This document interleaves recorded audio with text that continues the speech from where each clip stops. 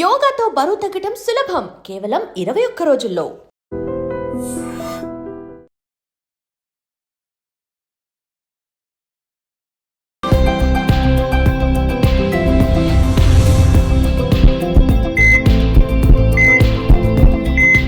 Hi hello నమస్తే, welcome to iDream media. నేను మీ శ్రావ్య. మనతో పాటు ఇప్పుడు ఉన్నారు డాక్టర్ మహతి గారు, ఎండి ఆయుర్వేద గైనకాలజీ అండ్ ఆబ్స్ట్రిక్స్. నమస్తే మ్యామ్.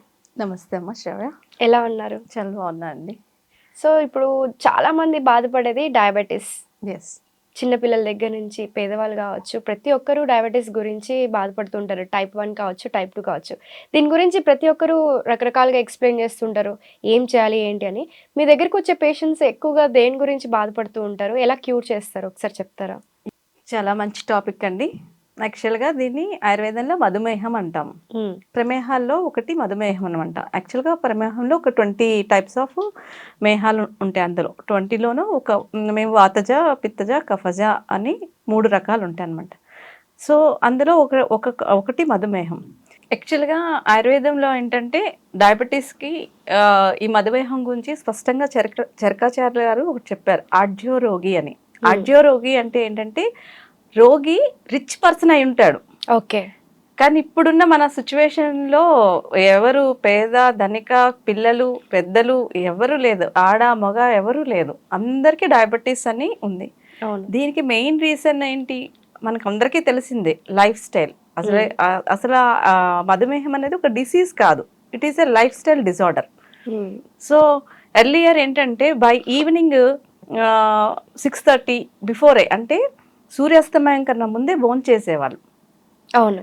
కానీ ఇప్పుడు అది ఆ సిచ్యువేషన్ లేదు. ఎప్పుడో 12 గంటలకు అట్లా తింటున్నారు. పవర్ ఉండడం వల్ల బయటకు వెళ్ళి వచ్చి తర్వాత చాలాసేపు అన్ని వర్క్స్ చేసుకొని ఇంట్లో మాట్లాడుకొని టీవీస్ చూసి అప్పుడు భోజనం చేస్తున్నారు. So this is the main cause for diabetes. నేను చాలా మంది పేషెంట్స్లోన నా దగ్గర ట్రీట్మెంట్కి వచ్చినప్పుడు గవర్నమెంట్ హాస్పిటల్కి కూడా చాలా మంది మనకి ఈ మధుమేహంతో వచ్చిన పేషెంట్స్ చాలా మంది ఉన్నారు. ఫస్ట్ నేను ఒకటే చెప్తాను, నువ్వు ఎన్ని గంటలు ఎగుస్తున్నావు, ఎన్ని గంటలు పడుకుంటున్నావు, ఏం తింటున్నావు, ఎలా తింటున్నావు, ఇది చూసుకోము. ఫస్ట్ వెంటనే మనం డ్రగ్స్ పెట్టి అక్కర్లేదండి. ఈవెన్ ఆయుర్వేదిక్ డ్రగ్స్ అయినా అల్లోపతి డ్రగ్స్ అయినా ఏది ఇమీడియట్గా పెట్టాల్సిన అవసరం లేదు. ఫస్ట్ వాళ్ళ లైఫ్ స్టైల్ మోడిఫై చేయాలి. ఈవెన్ రైతులు పొలంలో పనిచేసే వాళ్ళకి కూడా షుగర్ వస్తుంది. ఎందుకు వస్తుంది అంటే unnecessary medication, antibiotics, over usage of antibiotics. చిన్న ఫీవర్ కూడా ఇమ్యూనిటీ బూస్టప్ చేయకుండా బాగా యాంటీబయాటిక్స్ వాడడం, ఈ రాత్రి జాగరణ, ఊరికే వాళ్ళు కూడా లైట్స్ ఉండడం వల్ల అంతా ఎక్కువ తిరుక్కొని ఆ లైట్స్ వల్ల వాళ్ళు మిస్ అయిపోతున్నారు అనమాట. వాళ్ళ జీవన విధానాన్ని పూర్వం ఎలా ఉండేది పల్లెటూరులో కూడా అది మిస్ అయిపోయింది. అవును. పిల్లలు కూడా, పిల్లలు ఒకప్పుడు 7 గంటల లోపల పడుకునేవాళ్ళు. అవును. ఈవెన్ వాళ్ళు కూడా దే ఆర్ పేరెంట్. ఏంటంటే ఒక పేరెంట్ గా చిన్న పిల్లల్లో మనం చూస్తున్నాం ఎందుకు వస్తుంది అన్నది కూడాను. వాళ్ళు మదర్ ప్రెగ్నెంట్ గా ఉన్నప్పుడు కూడా డయాబెటిక్ మదర్స్ అవుతున్నారు.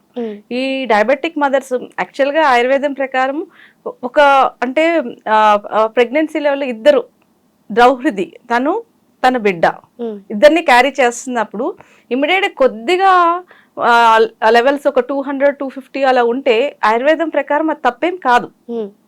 దాంతో she is not a diabetic mother. Okay. ఆ టైంకి తనకు అవసరం కాబట్టి క్యాలరీస్ తీసుకుంటుంది కాబట్టి వస్తుంది. కానీ దాంతో ఏంటంటే అప్పటి నుంచి నేను డయాబెటిక్ అనుకొని మెడిసిన్స్ యూజ్ చేసేసి తన లైఫ్ స్టైల్ మార్చుకోకపోవడం వల్ల సో కంటిన్యూస్గా ఆ డయాబెటిక్ మెడిసిన్స్ వాడడం వల్ల ఇంకా వేరే డిసీజెస్ కూడా వస్తాయి అన్నమాట. చిన్న విషయాలు అన్నమాట, మన ఇంట్లో చేసుకునేవి కొన్ని ఉంటాయి. పసుపు, ఎంత పసుపు యూజ్ చేస్తే అది డయాబెటీస్కి, డయాబెటిక్ పేషెంట్స్కి అది అమృతం లాంటిది. ఓకే. ఉసిరికాయ అది నిజంగా అసలు డయాబెటీస్ పీపుల్కి చాలా బాగా ఉంటుంది. అసలు ఒక డ్రగ్ ఉంటుందండి ఆయుర్వేదంలో, నిషామ్లకి అని. నిషా అంటే పసుపు. ఓకే. నిషా సాంస్క్రిట్లో నిషా అంటే పసుపు, ఆమ్లకి అంటే ఉసిరికాయ. ఈ రెండు చాలా సింపుల్ థింగ్స్. వాళ్ళ ఇంట్లోన ఆ రెండు సమభాగాలుగా చేసుకొని వాడడం వల్ల కానీ, వాటిని యూసేజ్ చేయడం కానీ, మెంతులు యూజ్ చేయడం వల్ల కానీ, తర్వాత కాకరకాయ కూడా అని చెప్తారు. ఎస్, బిటర్ గాడ్, కాకరకాయ, కరేలా అంటాం మేము. అది అంటే ఇక్కడ సమస్య ఏంటంటే ఆయుర్వేదం ట్రీట్ చేస్తున్నప్పుడు ఆయుర్వేద డాక్టర్ దగ్గరికి వెళ్ళండి. Take some suggestions. అంతేగాని సొంతగా బీట్రూట్ జ్యూస్ తాగేస్తాము, అన్ని పచ్చి తింటాము, that is not correct. We are not animals. మన ఆరోగ్యానికి ఎలాగా అన్నది విఘ్నులైన ఆయుర్వేదిక్ ఎక్స్పీరియన్స్ డాక్టర్స్ దగ్గరికి వెళ్ళి కరెక్ట్గా ఏ ఫుడ్ ఎలా తినాలి, ఏం చేయాలి, ఆ సజెషన్స్ చేసుకుంటూ అండ్ ఎక్సర్సైజ్ చేసుకుంటూ వాకింగ్ అలాంటి సెడెంటరీ లైఫ్ స్టైల్ కొంత దూరంగా ఉంటూ చేసుకోవడం వల్ల చాలా ఉపయోగం ఉంటుంది. మీరు అన్నారు పొలంలో పని చేసే వాళ్ళకి కూడా డయాబెటీస్ వస్తుంది అంటారు, కానీ వాళ్ళు యాక్టివ్గా ఉంటారు కదా, అంత ఎండలో వర్క్ చేస్తూ ఉంటారు, చాలా కష్టపడుతూ ఉంటారు. అలాంటి వాళ్ళకి కూడా ఎందుకు వస్తుంది అంటే చెప్తున్నాను కదా, ఊరిలో చాలా చిన్న చిన్న ఆర్ఎంపీస్ ఉంటారు, వాళ్ళకి తెలియక హై యాంటీబయాటిక్ పెట్టేస్తారు. ఓకే, అవి డ్రగ్ ఇండ్యూస్డ్ డయాబెటీస్. వాళ్ళు న్యాచురల్గా డ్రగ్ ఇండ్యూస్డ్ ఉంటుంది, లైఫ్ స్టైల్ ఉంటుంది. లైఫ్ స్టైల్ వాళ్ళు కూడా మారిపోయారు. నేను చెప్పాను కదా, రాత్రి ఎక్కువసేపు పడుకోకుండా ఉండడం, లేట్ నైట్ ఈటింగ్. నేను పర్సనల్ గా చాలా కేసెస్ లో చూసాను, ఎవరైతే ఈవినింగ్ 6:30కి తిన్నారు వాళ్ళు డెఫినెట్ గా వాళ్ళ షుగర్ లెవెల్స్ చాలా బాగా తగ్గుతాయి. ఈవెన్ ఇన్సులిన్ తీసుకున్న వాళ్ళు కూడా మనం అబ్జర్వ్ చేసినట్లయితే వాళ్ళకి డెఫినెట్ గా తగ్గుతున్నట్టు మనం స్పష్టంగా చూస్తున్నాం. వాళ్ళు ఆలోచించాలన్నమాట, నేను ఏం తిన్నాను. బయట ఫుడ్స్ పిల్లలకి ఏంటంటే జంక్ ఫుడ్స్ వల్ల, మెయిన్ పిల్లల్ని జంక్ ఫుడ్స్ వల్ల. ఈవెన్ యంగ్ ఏజ్ వాళ్ళు ఏంటంటే వాళ్ళు నైట్ ఎక్కువగా ఈ టీవీస్ చూడడం కానీ, సెల్ ఫోన్ ఎడిక్షన్స్ వల్ల కానీ, ఈ బ్లూ స్క్రీన్స్ వల్ల కానీ ఎక్కువసేపు తెలివేస్తారు.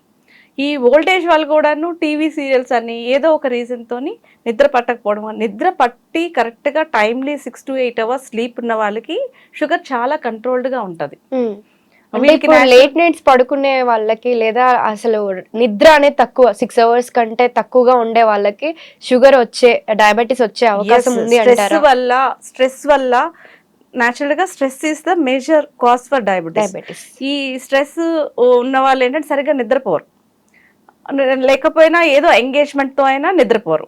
ఈ 2 రీజన్స్ వల్ల కూడాను డయాబెటీస్ వచ్చే ఛాన్స్ ఉంది. అది ఓకే మేడం, ఇప్పుడు చాలా మంది సయాటికాతో బాధపడుతూ ఉంటారు, చాలా మందికి వస్తుంది. అంటే కొద్దిసేపు కూర్చున్నా కూడా సయాటికా పెయిన్ అంటూ ఉంటారు. సో ఆయుర్వేదంలో దీనికి ట్రీట్మెంట్ ఎలా ఉంటుంది, అసలు ఆయుర్వేదంలో ఏమని పిలుస్తారు వీటిని? చాలా మంచి టాపిక్ అండి. సయాటికాని ఆయుర్వేదంలో గృధ్రసి వాతం అంటాం అనమాట. గృధ్రసి వాతము అంటే ఏంటంటే గద్దవలే, అంటే అది ఇలా మూవ్ అయ్యి ఇలా వెళ్తుంది. సో సయాటికా పీపుల్లో కూడా ఏంటంటే వాళ్ళు దే కెనాట్ వాక్ స్ట్రైట్, కొద్దిగా ఇలా మూమెంట్ వస్తుంది అనమాట. అది ఆల్ ద టైమ్ ఉండదు. యాక్చువల్గా సివియారిటీ పెరుగుతున్న కొద్దీ వాళ్ళ గేట్ మారిపోతుంది, వాకింగ్ స్టైల్ మారిపోతుంది అనమాట.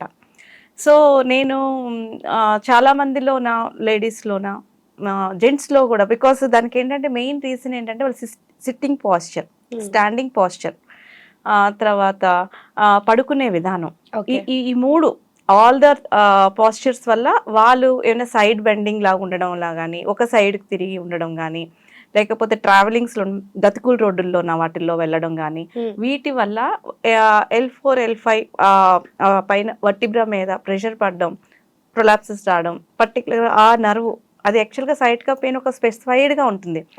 పై నుంచి మనకి వెనక వైపు నుంచి కాఫ్ మజిల్ నుంచి కింద వరకు ఉంటుంది. డ్రాగింగ్ పెయిన్ అంటాం అనమాట, కాలు లాగినట్టు ఉంటుంది అనమాట.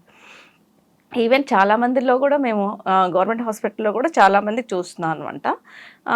దానికి ఏంటంటే మరీ మెత్త బెడ్స్ మీద కానీ, లేకపోతే మరీ స్ట్రాంగ్గా ఉన్నట్టు కానీ, హార్డ్ కానీ అలా కాకుండా నార్మల్గా ఉన్నట్టు చూసుకోవాలి. ఫస్ట్ వాళ్ళు ఏంటంటే అది ఎపిసోడ్ లాగా వస్తుంది, కంటిన్యూస్గా ఉండదండి సయాటికా పెయిన్. కొన్ని రోజులు వస్తుంది, ఆగిపోతుంది, మళ్ళీ వస్తుంది, మళ్ళీ ఆగుతుంది, అలాగా వాళ్ళు సడన్ గా వస్తుంది, సివియర్ గా వస్తుంది, మైల్డ్ గా వస్తుంది. పేషెంట్ ఏంటంటే వచ్చినప్పుడు చాలా ఇబ్బంది పడతారు దాంతో. అంటే ఫస్ట్ మీరు అన్నట్లు ఇక్కడ నుంచి స్టార్ట్ అయ్యి కింద కాలు వరకు కూడా లాగేసినట్లుగా ఉంటుంది. మనకి ఇక్కడ తుంటి దగ్గర నుంచి స్టార్ట్ అవుతుంది పెయిన్, స్టార్ట్ అయ్యి వెనక తొడలు వెనక వైపు నుంచి కిందకి వాళ్ళు స్పెసిఫిక్ గా చెప్తారు పేషెంట్. అండ్ చాలా ఇబ్బంది కూడా పడతారు, మన ఇంట్లో కూడా నడలేన వచ్చిన టైంలో. వాళ్ళు ఏంటంటే సింపుల్గా ఏంటంటే సడన్గా పెయిన్ వచ్చినప్పుడు అంటే ఒక రోల్ లాగా స్ట్రాంగ్గా ఏదైనా టవల్ కానీ ఏదైనా స్ట్రాంగ్ రోల్ చేసుకొని కరెక్ట్గా పెయిన్ వస్తుందంటే సబ్సైడ్ అవుతుంది. ఓకే. బట్ అది టెంపరీ రిలీఫే అనమాట. అది ఆ నిమిషంకి ఏంటంటే, ఎందుకంటే నేను అది ఎందుకు చెప్తున్నానంటే don't take any analgesics, painkillers తీసుకోవద్దు. ఓకే. ఊరికే పెయిన్ కిల్లర్స్ తీసుకోవడం వల్ల ఇంకా వేరే సైడ్ ఎఫెక్ట్స్, గ్యాస్ట్రిక్ ప్రాబ్లమ్స్ అలాంటివి వస్తాయి. సో మీకు ఇమీడియట్గా ఏమైనా పెయిన్ వచ్చింది అనుకోండి, వెంటనే ఒక రోల్ లాగా చుట్టి పెట్టుకోవాలి. అట్ ద సేమ్ టైం మీరు ఎలా నడుస్తున్నారు, ఎలాంటి చెప్పులు వేసుకున్నారు, ఇవన్నీ కౌంట్ అవుతాయి. అవన్నీ కూడా వాళ్ళు చెక్ చేసుకోవాలి. అండ్ ఆయుర్వేదంలో మేము చాలా సైడ్కా కేసెస్లోనే ఒక బెస్ట్ ఈజీ రెమెడీగా కొన్ని చెప్పేది ఏంటంటే మన ప్రేక్షకులకు ఉపయోగపడేది చెప్తాను. నిర్గుండి అంటాం. నిర్గుండి అంటే వావిలాకు, సింధువార అని కూడా సంస్కృతిలో దాన్ని నేమ్ సింధువార అని కూడా పిలుస్తాము. ఈ వావిలాకు యాక్చువల్గా డెలివరీ అయిన తర్వాత ఈ వావిలాకు నీళ్ళు స్నానం చేయిస్తారు బాడీ పెయిన్స్ తగ్గడానికి. ఇది ఈవెన్ సైడ్కాలో కూడా చాలా ఉపయోగపడుతుంది. ఇది స్నానం చేయొచ్చు, ఆకులు కొమ్మలు వేసి నీళ్ళు మరిగించి స్నానం చేయడానికి ఉపయోగించవచ్చు.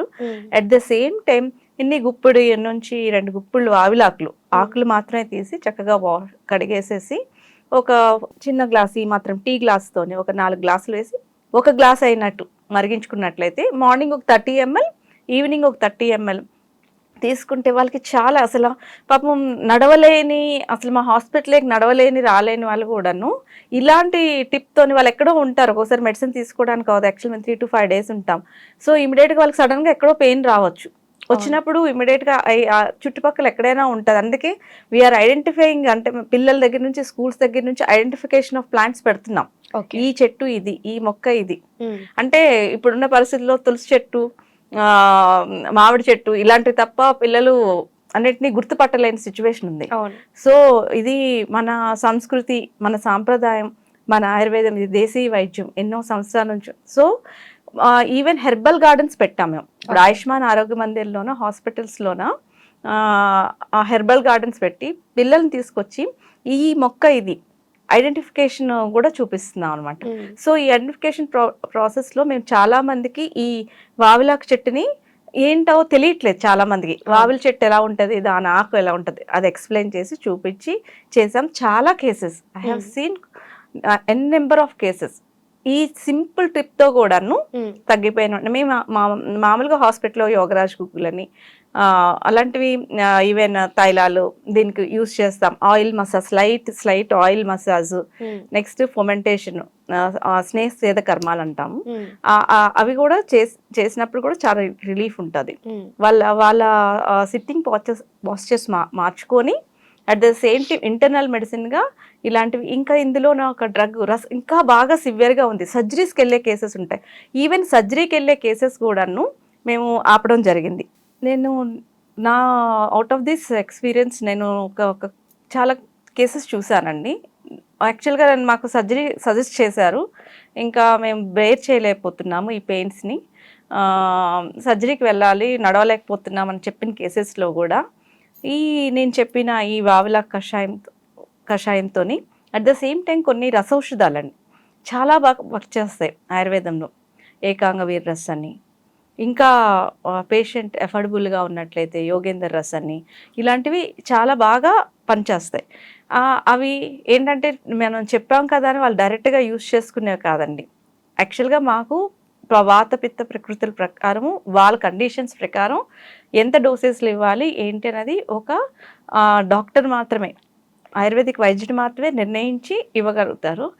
సర్జరీ కేసెస్ని కూడా మనం చక్కగా కంట్రోల్ చేయగలుగుతాం. ఇట్ ఈస్ వెరీ సివియర్, ఇంకా తప్పని పరిస్థితుల్లో కానీ. బట్ నా అడ్వైస్ ఏంటంటే before you step in to లేకపోతే hospital for surgeries, just go to Ayurvedic doctor.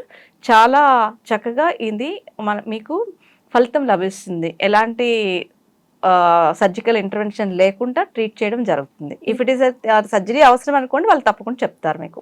చాలా సింపుల్ టిప్. అంటే వావిల్లాకు అని అంటున్నారు, ఆ వావిల్లాకతో వేడి నీళ్ళలో కలుపుకొని మనం బాత్ చేసి లేదా మనం తీసుకుంటే తగ్గిపోతుందని చాలా సింపుల్ టిప్. కానీ అంత సింపుల్ టిప్ తో మనకి తగ్గుతుంది అని అంటారా? తప్పకుండా అండి, ఎంతమందో పేషెంట్లో చూసాం. అంటే సర్జరీస్ దాకా వెళ్ళిన వాళ్ళకి సర్జరీస్ అయిపోయి ఫస్ట్ టైం ఒకసారి సర్జరీ అయిపోయి మళ్ళీ రీబ్యాక్ అయ్యి తగ్గక మళ్ళీ రెండోసారి సర్జరీ చెప్తున్నారని కేసెస్ కూడా ట్రీట్ చేసాం మేము. అలాంటి కేసెస్ లో కూడాను ఇమిడియట్ గా పెడతాం. అంటే అందులో దానికి ఏమీ లేదండి, అది వాతాహారం. ఓకే, అదే ఒక న్యాచురల్ పెయిన్ రిలీవర్. పేషెంట్ ఎందుకు వెళ్తారు సర్జరీ కోసం? అవును, పెయిన్ కోసమే కదా. ఏమో నాకు ఇప్పుడు బాధపడలేకపోతే నేను సర్జరీ చేయించేసుకోవాలి, పెయిన్ రిలీవ్ అయిపోవాలనే కదా వెళ్తారు. సో ఈ న్యాచురల్ అనాలిసిక్ అది. సో వెంటనే వాళ్ళకి పెయిన్ రిలీఫ్ అవుతుంది. ఇంటర్నల్ గా తర్వాత ఏం చేయాలి అని డాక్టర్ ఆలోచించి మిగతా డ్రగ్ అదేంటంటే ఆ రోజు ఆ నిమిషం వరకే అది pain relief. It is not a complete sciatic treatment అని నేను చెప్పట్లేదు. భావప్రకాశంలోన చెప్పబడింది అనమాట. దాంట్లోనే ఏంటంటే ఆ టైంకి మాత్రం అది అనాలిసిక్ గా పనిచేస్తుంది. హీల్ గెట్ ఏ రిలీఫ్ వచ్చిన తర్వాత మనం మిగతా ట్రీట్మెంట్ అంతాను కటివస్తు అని చేస్తాము. వెనకాతల కటివస్తు అంటే ప్రధాన కరణం పూర్వకరణం చేసి కటివస్తు చేయడం, వస్తు చేయడం, అత్రావస్తులు చేయడం, వీటి వల్ల మొత్తం ట్రీట్ చేయడానికి పేషెంట్ అంటే కండిషన్ నుంచి అలాంటి కండిషన్ నుంచి బయటకు వేయడానికి వితౌట్ సర్జికల్ ఇంటర్వెన్షన్ చేయొచ్చు ఆయుర్వేదాలో. Thank you so much. Thank you. Sir, one life lesson what medicine has taught you. Whatever you can do without expecting. But I really believe మన positive attitude ఉంటేనే మనం ఏదైనా సాధించగలం. గట్ని మనం కరెక్ట్ గా deal చేసినట్లయితే అది మనకి పాజిటివ్ హార్మోన్స్ ని రిలీజ్ చేస్తుంది. షుగర్ వచ్చిన వాళ్ళ పరిస్థితి ఏంటి? పొట్ట దగ్గర పెరిగితే దాన్ని ఆండ్రాయిడ్ అంటారు, ఆండ్రాయిడ్ ఫోన్ కాదు. అసలు థాట్స్ ఎందుకు వస్తాయి? బ్రెయిన్ డెడ్ అంటే దానికి ప్రపంచం అంతా కూడా కొన్ని నిర్దిష్టమైనటువంటి లక్షణాలు ఉంటాయి. మానసికంగా ధైర్యంగా ఉంటే క్యాన్సర్ జయించవచ్చు. You are a doctor for a cause, sir. అంతే. వాళ్ళకి వచ్చిన ఆదాయం కాకుండా ఫ్రీ సర్వీస్ ఎంతమందికో చేస్తారు.